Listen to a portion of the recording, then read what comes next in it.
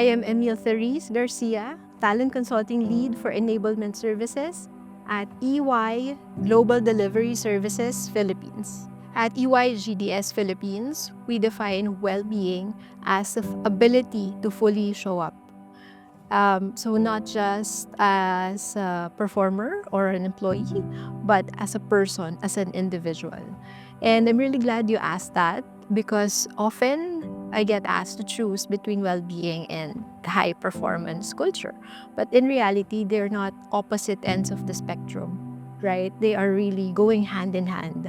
For a person to be able to deliver at their best, they have to be able to live their best life. So our 3-year roadmap, that's wellness every day, wellness everywhere, and wellness for everyone. So we wanted to make sure that wellness encompasses time and space, and is very collaborative with everybody playing a part, because at the end of the day, wellness is for them.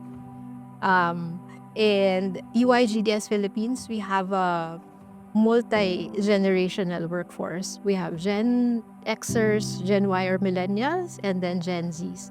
So they have very different needs. And we wanted to make sure that we cater to every single one of them effectively.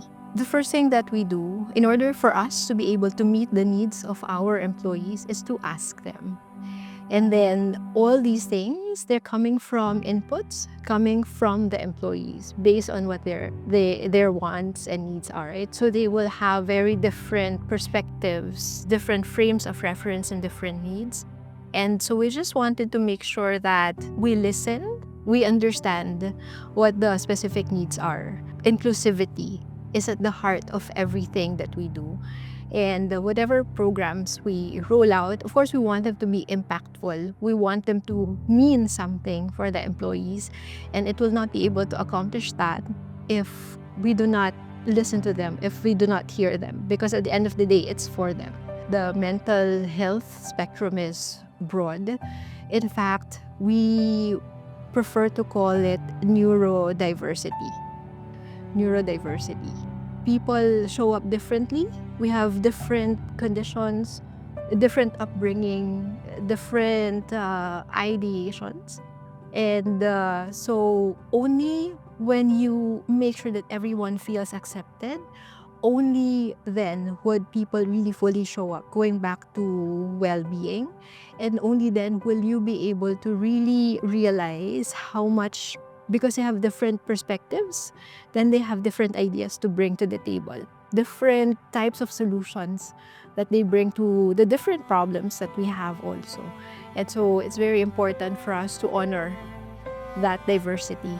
Diversity now is about many different things, right? There's gender, there's age, there's social diversity, but inclusivity just makes sure that everybody is feeling included, everyone's voice heard, just like what you mentioned earlier, but also everybody's voice. All in at the heart of that is inclusivity. And to me, inclusivity at its core, there will be empathy. So my leadership values, personally, that is strategic foresight. I value compassion, and I also value creativity. But all these are very well rooted in empathy. When you talk about empathy also, I'd like to bring in the idea of emotional intelligence, which used to be a soft skill. But now it's not soft anymore. It's essential. It's smart. So it's very important that all these things are incorporated in our leadership, and All In brings that exactly. My message to the other companies, to the other hiring teams, would be for them to incorporate wellness or well-being in each and every policy that they create. It should be in their daily practices, in their leadership development platforms, everything that they do, basically. Because only when people live their best life are they able to perform at their best for the company.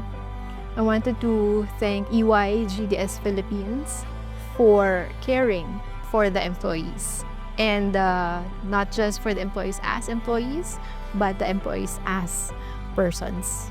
So thank you for the inclusivity that EY GDS Philippines has afforded us. Hi, I am Emile of EY Global Delivery Services Philippines. We are here and we see you.